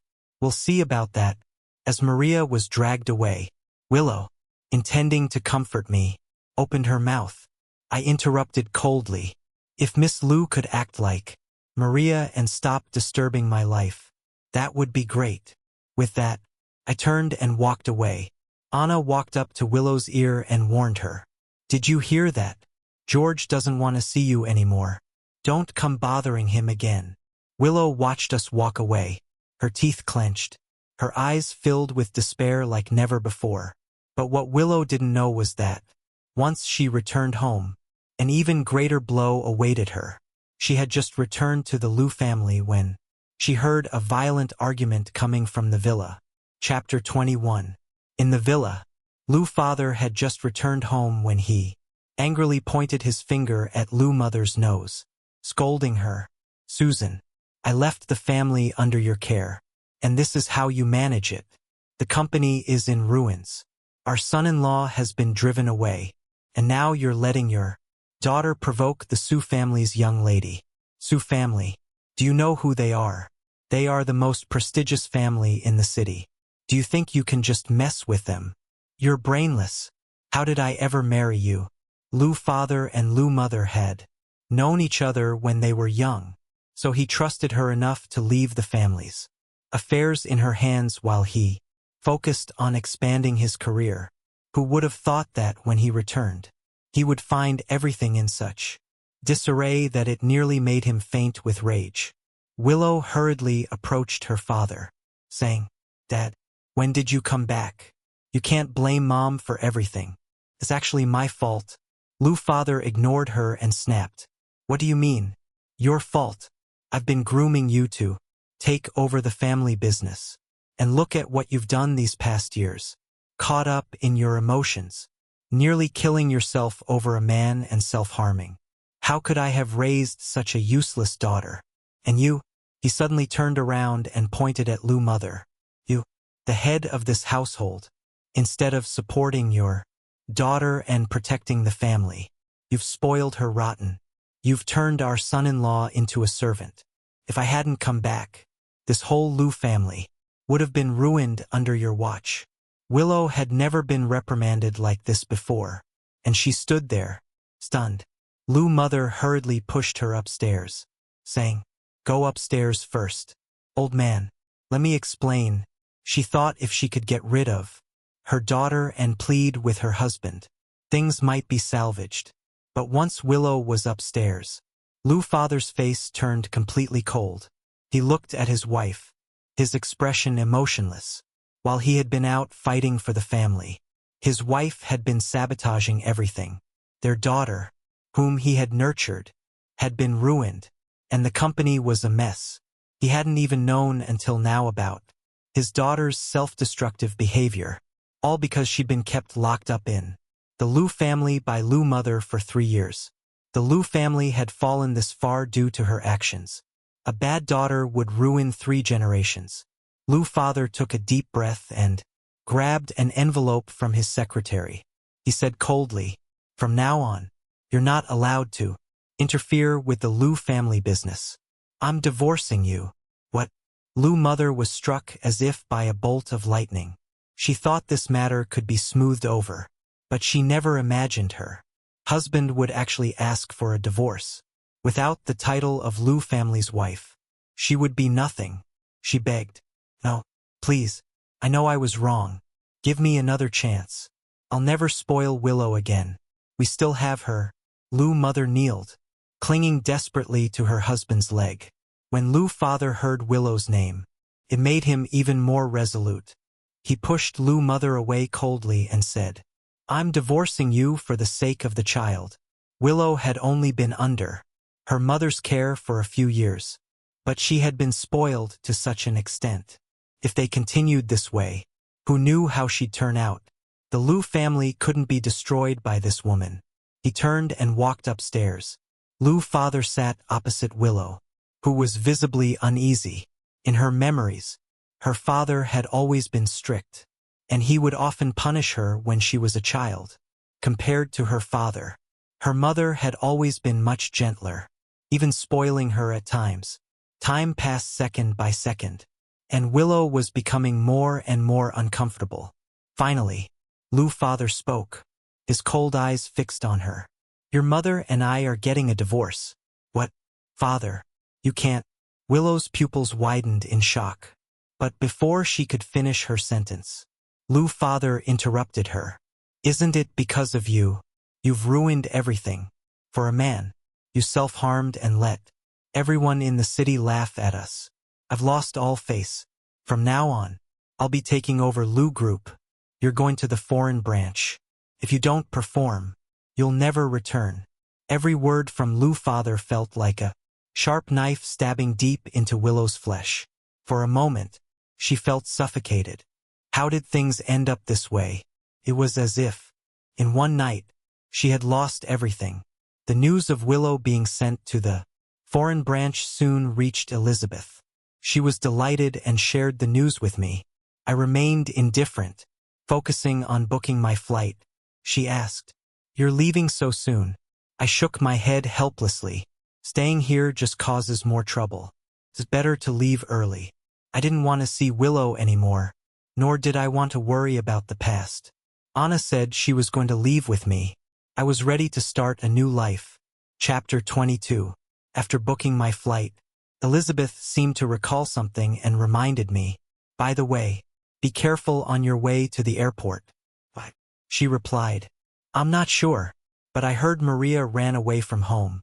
She's been holding a grudge against you, because her brother's life is miserable abroad. Elizabeth looked worried. I'm afraid she might try to take revenge on you. I smiled and shook my head, not taking it seriously. What can a woman like that do to me? But Elizabeth's next words caught my attention. She said, You didn't know. Makoto is doing poorly abroad. He's been shunned by high society, because he meddled in your marriage. Now, even the Ito family has disowned him. The Ito family has many children. The Ito patriarch chose to keep his son's reputation intact and publicly severed ties with Makoto. I heard he's now living off Maria's support. My pupils contracted at this revelation. I had thought that even though Makoto might be in trouble, he'd still have some status. But I didn't expect the Ito patriarch to be so ruthless. But then again, wasn't Liu family just as cruel? In the world of high society, interests always came first. I stood silent for a long time, not sure if I should feel relieved or satisfied. But in the end, it didn't matter anymore. I was ready to move on. I hadn't made a fuss or drawn too much attention. After having a drink with the old dean, I prepared to leave. Autumn had passed, and winter was coming. I wanted to go to a warm place to spend the winter. Anna and I were at the airport, just about to check in our luggage when a familiar voice called out from behind. George! I didn't need to turn around to know it was Willow. Anna furrowed her brow and sharply said, What do you want now? Willow pushed past Anna and looked at me, her eyes full of reluctance. George, I'm leaving the country. I won't bother you anymore. I just have a few last questions. Can you give me the chance to ask? Anna retorted. How much longer do you plan to cling to George? Anna was about to call for security when Willow said, I'll leave after I ask. If not, none of you are leaving today. Willow stubbornly blocked our path. I sighed and calmly said to Anna, You wait for me outside. I'll be right back. It was time to bring closure to this matter with Willow. According to Elizabeth, Willow was being sent abroad by her father. With the distance between us, this could very well be our last meeting. I asked, What do you want to ask? Willow's eyes brightened when she realized I was willing to listen. She said, George, I want to know, did you ever like me these past 3 years? Her eyes were filled with expectation. I looked at her seriously and then laughed, a mocking smile playing on my lips. I said, Willow, from the moment you chose Makoto over me time and again, I never had any feelings for you. My eyes became distant, as though I was looking at a stranger. I continued, You were my wife, yet your attention was always on someone else. You never understood my sacrifices, my pain. You don't even know my preferences or likes. What you call liking me was only because no one else would care for you like that, even risking their life for you. You've always been selfish, thinking that the world should revolve around you with just a snap of your fingers. But true love is selfless. It's seeing the other person thrive and feeling your life has meaning because of it. It's mutual sacrifice, mutual support, never letting go, even in the most difficult times. But you've let go of my hand too many times. I don't want to hold on anymore. I looked into Willow's eyes and spoke clearly. Willow, that's all I have to say. We don't need to see each other again. Chapter 23. I turned around and walked briskly toward the door. Today, I finally said everything I had wanted to say in those 3 years, and both of us could be free from this. Willow stood there, watching George's indifferent expression, her heart twisting painfully. From a young age, her family had taught her how to be a good heir and how to prosper the family, but they had never taught her how to love. But by the time she realized it, it was too late. Looking into George's emotionless eyes, Willow felt a chill in her fingertips. He had already let go. He was no longer trapped in their relationship. He was walking away. Willow suddenly felt a loss of control. She was about to lose the person she loved most. She wanted to stop him, wanted to keep him by her side, to make him see only her. But she couldn't. because George had told her. True love meant letting go. A bitter smile crossed Willow's face. Just as George was about to leave, a sharp voice rang out from behind. "I want your life." I instinctively turned around, only to see a woman, frantically charging at me with a knife. "George, be careful." Willow's panicked voice reached my ears before I could react. In the next instant, a blinding flash of the knife struck. The sound of the blade sinking into flesh followed. Maria had gone insane. After being confined, she felt humiliated that she, a daughter from a prestigious family, and her brother, both of them heirs, were brought so low by a poor man. The rage inside her turned into a murderous desire. Who would have thought Willow was there too? In that life-or-death moment, Willow suddenly pushed me aside and stood in front of me. Maria, caught off guard, still managed to slash down. Willow's delicate face immediately bore a deep gash, and she collapsed unconscious. Bleeding, she was rushed to the hospital. When the Sue and Lou families heard the news, they were furious. They worked together to imprison Maria and completely destroyed the Ito family. I sat in the ICU, watching Willow with her face wrapped in bandages. But any sign of emotion was absent. It was a lie to say I felt no emotion. Seeing Willow lying there like that, I couldn't help but feel a deep sigh. I stayed by her bedside, intending to leave only after she woke up. While gathering my things, I found a photograph inside Willow's coat. It was our wedding photo. Looking at the picture of us, I suddenly realized this was the only photo we had taken together in the past 3 years. In the photo, my shy smile was accompanied by my shoulder slightly leaning toward Willow, but she, with a cold expression, seemed detached and distant. Maybe from the very beginning, our marriage had been wrong. It had always been one-sided, so how could it end well? We loved each other, but we never truly loved each other. I tore off my half of the photo and placed the remaining half in Willow's hand. When she finally woke up, I chose to leave. Willow stared at the half photo in her hand for a long time after she woke up. George had seen the photo. Suddenly, she remembered. After taking that photo on their wedding day, she immediately flew abroad to find Makoto.